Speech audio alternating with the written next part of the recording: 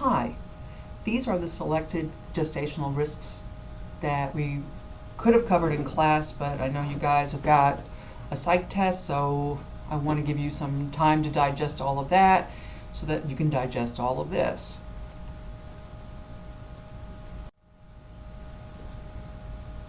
When we look at clotting disorders in pregnancy, first we have to understand normal clotting. So when we look at normal clotting, we look at, it's a delicate balance in the homeostasis between the hemostatic and the fibrolytic system. So we can't have just a bunch of clots running around. We have to have the ability to not overclot also. And realize that we need a clot because it's a life-saving procedure. Otherwise, if we cut ourselves, we would just keep bleeding through whatever we lacerated. And so we stop the flow of blood from injured vessels through the formation of insoluble fibrin, which acts as a hemostatic platelet plug. Just pretty straightforward. So normal clotting. Coagulation process involves interaction of coagulation factors, and so you think it's a cascade. So one thing leads to another thing, leads to another thing. And then we have the fibrinolytic system, and fibrin splits into fibrolytic degradation products. And this is really important. So, we want to make sure that people have an adequate amount of these products, because if they don't, then they're going to hemorrhage. So when we look at clotting problems, it's really, really important that we recognize that in the antepartal process, the antepartal period, there may be a decrease in the ability to clot. One thing that's a very, very scary thing is DIC, which is disseminated intravascular coagulopathy. It's coagulation gone wild. That's the best way I can describe it. Well, I'm going to try to walk you through it, but you're going to learn more about it when you get into your acute care inpatient setting, especially in critical care and emergency room, because it's not just limited to obstetrical patients. It can happen to anybody who has massive trauma, a massive insult to the organs of their body. So what we see in pregnancy, people who are severely preeclamptic, have HELLP syndrome, have gram-negative sepsis, and lots of other things too. And the lots of other things are, if someone has retained products of conception, which of course can lead them to become septic. This can lead to them going into DIC as well. Snake bites, there's all sorts of stuff that, like I said, it's unrelated to OB, but anything that causes a major trauma to the body can set the person up for DIC.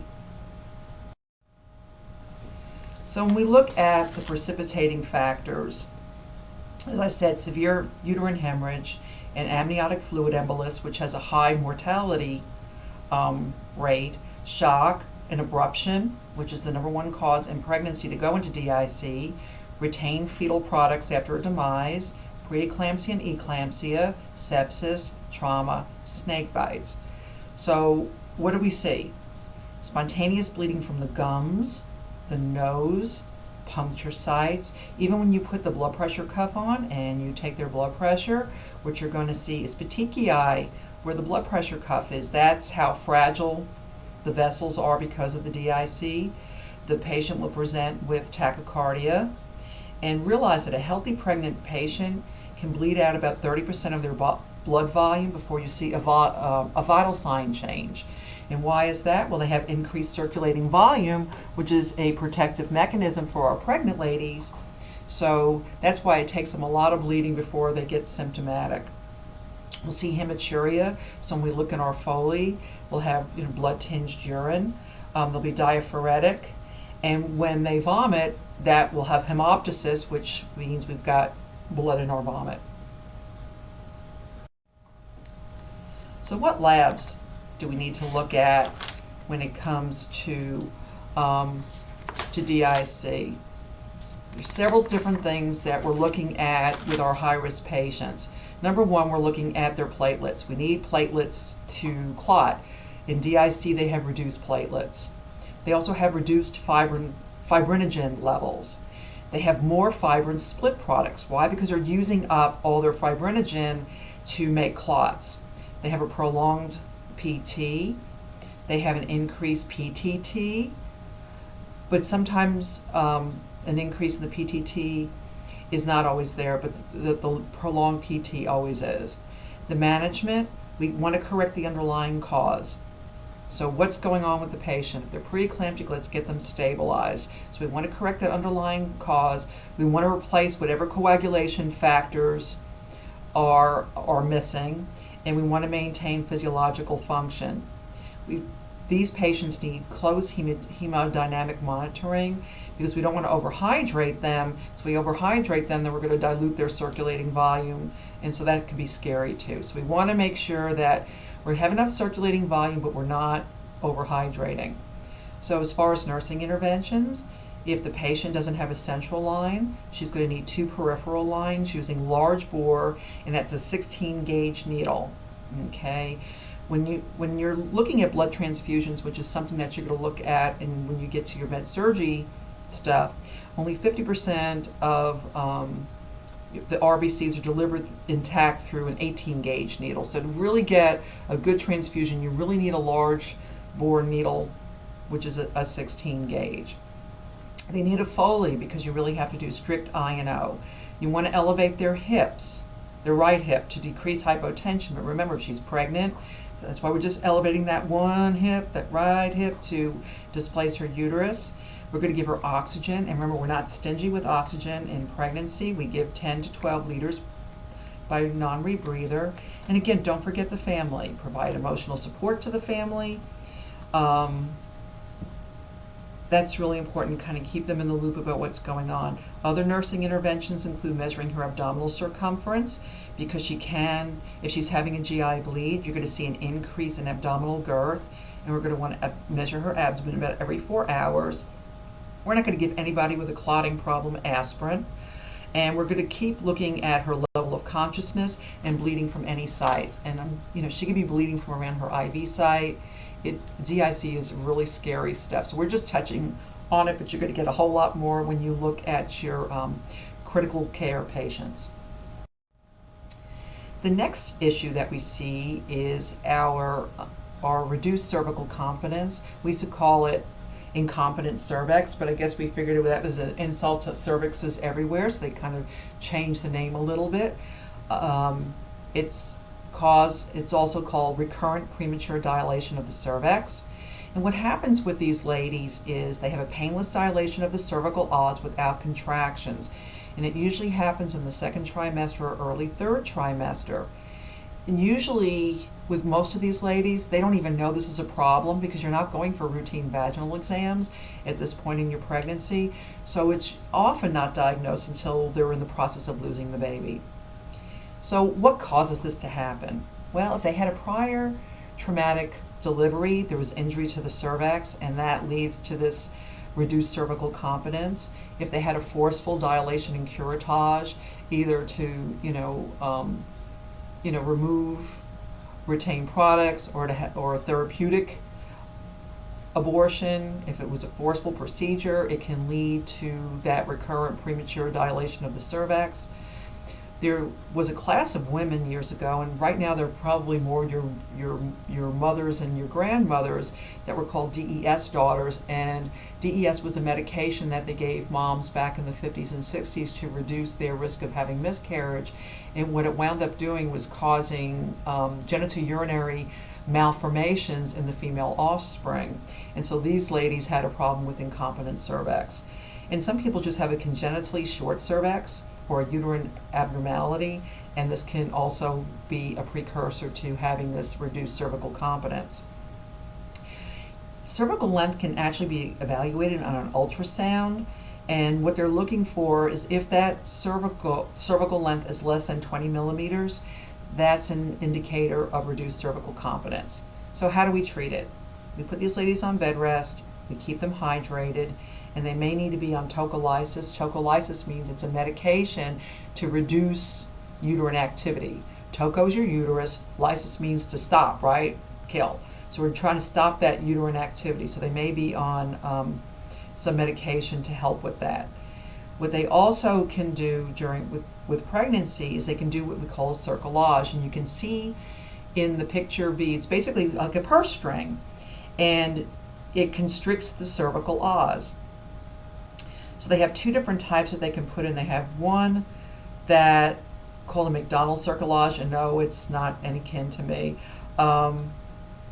They can put this in, and then when they get to about 37 weeks, they'll snip the purse string, and then the lady can deliver vaginally. They can also do a Shirokar and leave that suture in place, and then these ladies will have the suture in place and deliver by cesarean, and that way that suture is in place for subsequent pregnancies.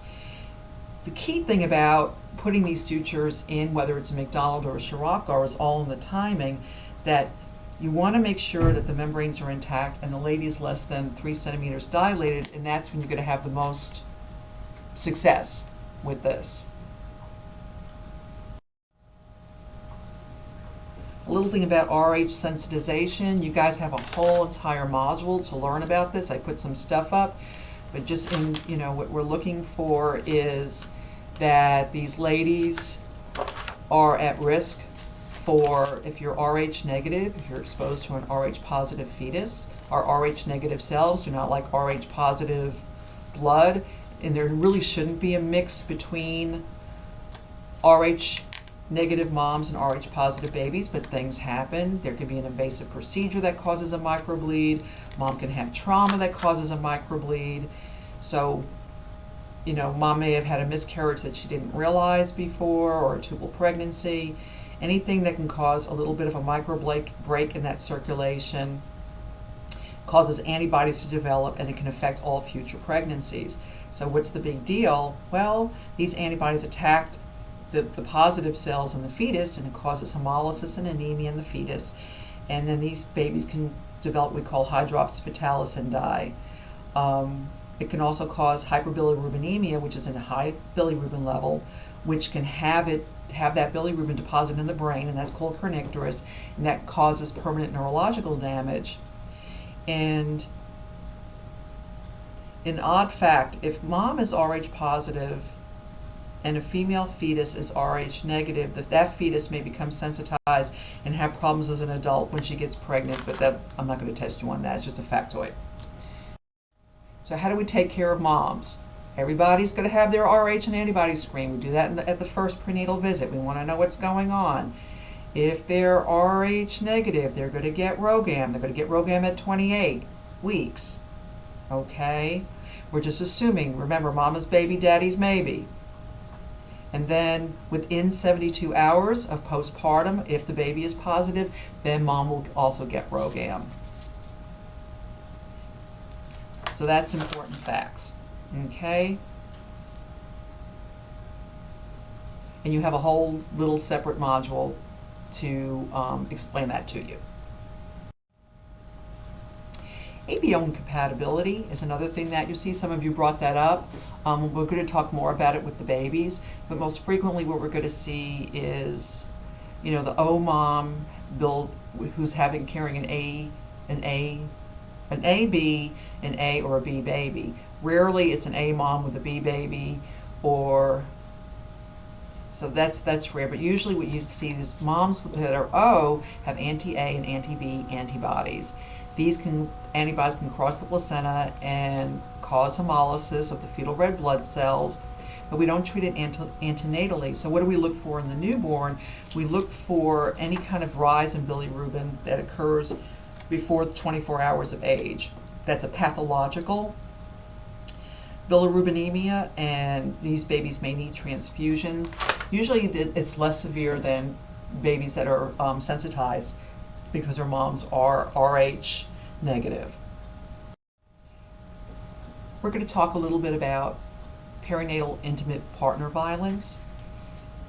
If the violence hasn't already occurred, it may begin at any time during the pregnancy or in the postpartum period. Research hasn't established any kind of definitive risk factors for abuse during pregnancy other than a history of prior abuse. The rates vary of perinatal intimate partner violence from anywhere between 8 to 22% of pregnancies. Teens have a higher risk than adults. That's been shown in two separate studies. Adults are twice as likely to report mental abuse. Teens are twice as likely to report severe violence, so getting beat up. For some women, pregnancy is protective, but the abuse resumes after delivery. So the risks for mom. She may receive inadequate prenatal care because the perpetrator is keeping her away from going for her appointments. A lot of the care is often done by emergency room visits or visits to the L&D triage suites for various complaints. But the thing is, she's getting very sporadic care. She may have inadequate weight gain. Her partner may throw away her prenatal vitamins, not give her enough money for healthy food or any food, and she may not gain purposely out of fear, and stress can also be a factor in her ability to gain weight. Both inadequate prenatal care and poor nutrition put these women at risk for anemia. When women are anemic, there aren't as many red blood cells to attach to oxygen molecules, and so she's carrying less oxygen, so the placenta is less perfused, and that's not good for the baby. Remember, we're going to perfuse mom to perfuse the placenta to perfuse the baby.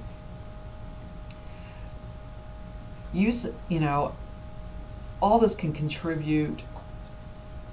Okay, we're going to look at it also puts her at risk for increased use of tobacco, alcohol, and illicit drugs. And we talked a little bit about that earlier when we said, gee, how's this going to affect the baby?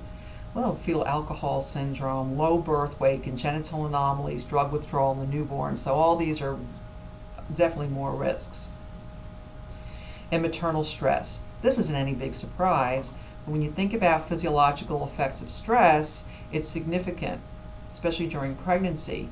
It's going to lead to increased catecholamine levels, which decrease uterine blood flow. This leads to very painful contractions, low birth weight over time. In labor, it can cause, as I said, dysfunctional labor, which leads to increased pain. These moms are at risk for preterm labor. The more severe the abuse, the higher their risk for going into preterm labor. And it puts them at risk for having a low birth weight baby, which is a baby that weighs less than 2,500 grams or 5.5 pounds. And remember that weight is dependent on where you are in your gestational age. So this is for like a term baby weighing less than 5.5. If you're 34 weeks and you weigh 5.5, that's a good weight, but if you're a term, that's a low birth weight.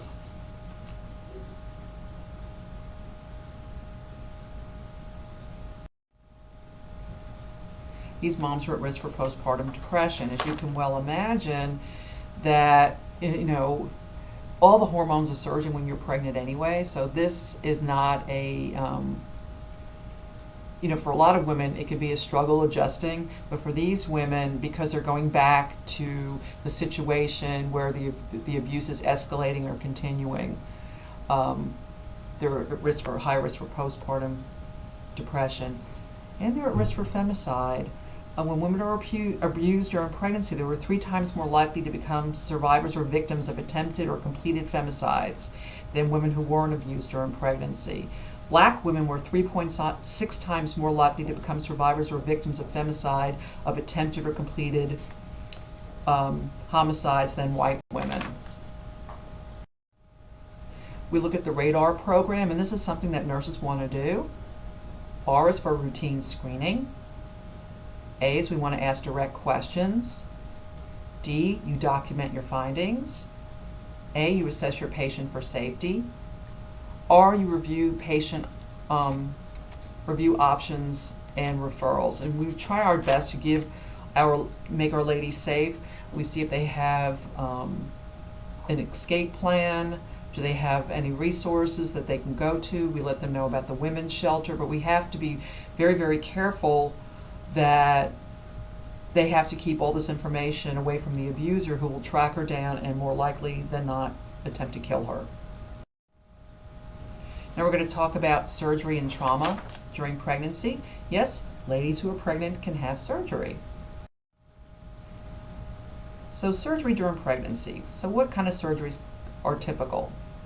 Appendicitis. Yes, pregnant ladies can get appendicitis. The position of the appendix and rebound tenderness changes as the pregnancy progresses. Usually, most acute cases are in the first 6 months of pregnancy. The risk of rupture and peritonitis are 3 times greater than when they're non-pregnant. And so we want to make sure that they get diagnosed and taken care of in a timely fashion. They're also at risk, as we talked about, for cholecystitis, and it's just that pregnancy makes you more likely to make gallstones. Again, we try to postpone the surgery until after the lady is delivered, but we don't want someone walking around with a gangrenous gallbladder, so they may need surgery. Also, they can have an intestinal obstruction.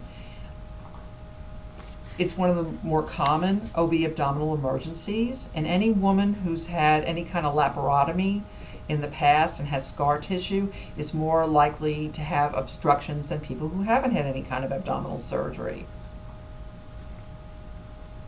So as a nurse caring for this client, what are you worried about? You want to keep the fetus in mind. So you need to monitor for the fetal heart rate and contractions. This can even be done during the OR case. We want to wedge the mom's hip. We want to make sure that, that's to increase our perfusion. And we're probably going to have to give her medications to calm that uterus down. And that baby's heart rate, that's the little barometer. Remember, that's the voice of the baby. So the fetal heart rate is going to let us know if the mom is losing too much blood, if she's dehydrated, etc., because the baby's going to become tachycardic. What they do is they actually put like a sterile sleeve on the transducers and apply it to the mom's abdomen. Of course, put all the sterile drapes around it. But yes, we can monitor during pregnancy. Monitor this during surgery, and we're going to want to keep a good close eye on her vital signs as well as the fetal vital signs, which is the fetal heart rate.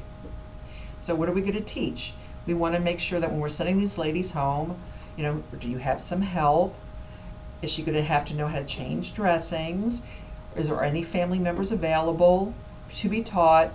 And these are ladies we're going to probably want to have them do the fetal kick counts, and we're going to teach her how to do that, and also the symptoms of preterm labor, which we're going to talk about in the upcoming weeks.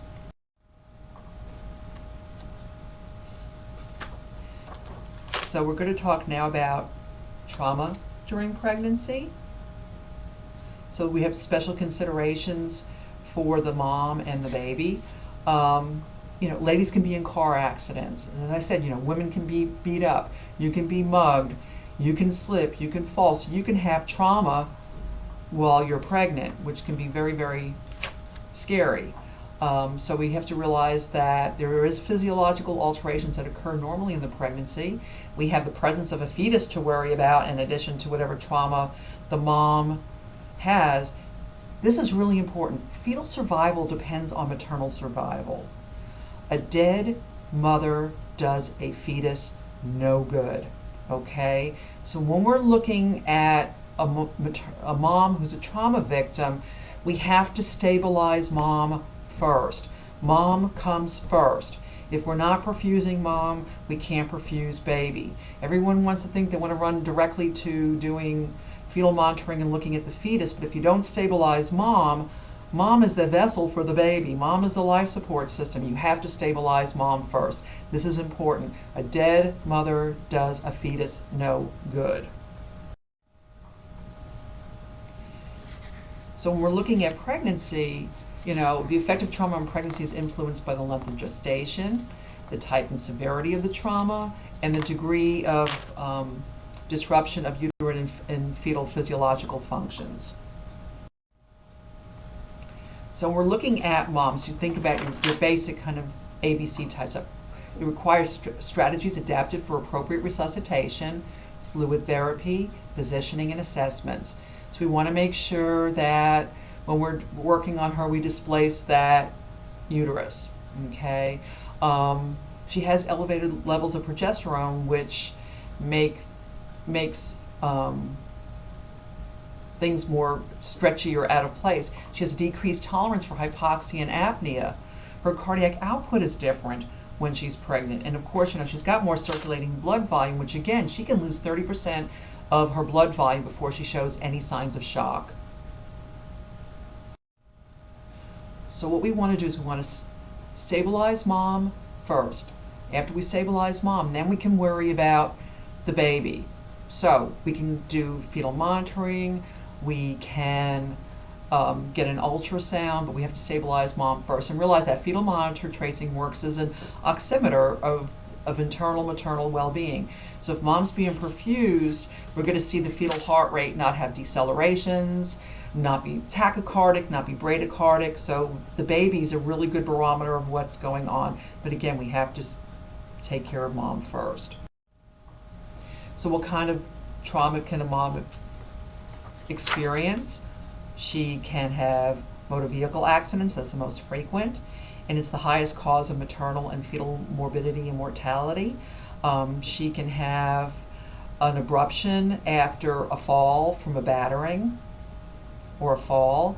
And then, of course, you've got your penetrating things like gunshots and stab wounds. And maternal outcomes are better than fetal if the penetration goes into the uterus below the fundus. So if we perforate that uterus, mom has a better chance of surviving than the fetus at that point. So we want to assess the mechanism of injury while assuring that we've got airway, breathing, and circulation. So we want to know, okay, is it a gunshot? Is it a stab? Is it a fall? What's going on? If the fetus is greater than 24 weeks, we do an immediate assessment after maternal stabilization has started. Supporting the mother supports the babies. So for the baby, we want to go do the ultrasound, put her on the monitor. We may want to do a vag exam, or the provider will do a vag exam to assess the status of the cervix and the membranes to see what's going on. This is just a little reminder again, we talked about it. If we're doing CPR, displace that hip, and if we're doing the Heimlich, it's at a higher position than when we are not pregnant, because we can't go low because we have a uterus. So when we look at interventions with trauma, we do our primary survey, airway, breathing, circulation. Then we do a secondary survey, and this is including a perimortem cesarean section. When we look at a circulatory note, using vasopressors as a last resort because they place the fetus at extreme risk for uteroplacental vasoconstriction, so we have to be really, really careful. There's some good stuff in your textbook about trauma with pregnancy. We do an emergency delivery if the fetus is viable and if the fetus is distressed but alive, if we suspect an abruption, or if there's a uterine rupture. Then we'll do an emergency cesarean section. If the mother is dying and not responding to resuscitation efforts, we can also do an emergency section. If we're doing a perimortem, as the mom is dying or has just died, we have 4 minutes of resuscitative attempts that produce no response in the mother. That's the amount of time we have to get the baby out. If the mother survives, we want to realize that, she may need RhoGAM if she's Rh negative.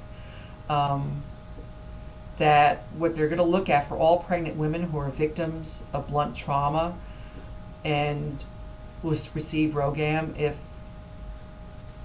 because we want to make sure that there's not going to be an antibody reaction. Also, with these ladies, if they've been in a motor vehicle accident and everything looks fine, we still want to have them go home and be aware to look for signs of an abruption, because it may be just a small abruption that's starting with no symptoms and it didn't get picked up. So we really want to educate them to come back immediately if they're having pain that won't go away, that's localized in one spot, any vaginal bleeding, anything that they sense is abnormal.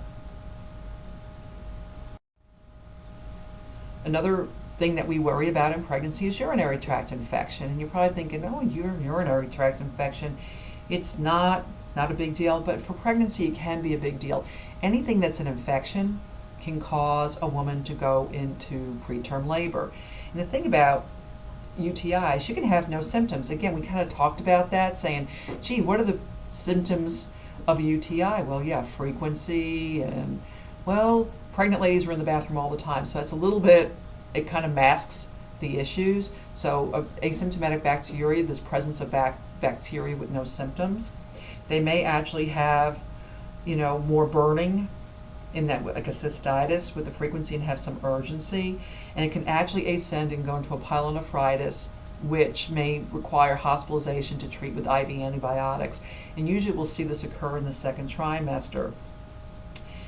The American Congress of Obstetricians and Gynecologists recommends that all women be screened for asymptomatic bacteria in the first prenatal visit. And antibiotics are prescribed. There's different regimens. There's 3-day regimens, 7-day regimens, 10-day regimens. What's the most important thing to remember? You're going to teach your patient to complete the prescribed regimen. Most people, once they start feeling good, they want to stop taking their medication, but it's real important that they complete the prescribed course of medication. And we also want to teach them good hygiene, wiping front to back, wearing cotton panties, keeping well hydrated to avoid future UTIs.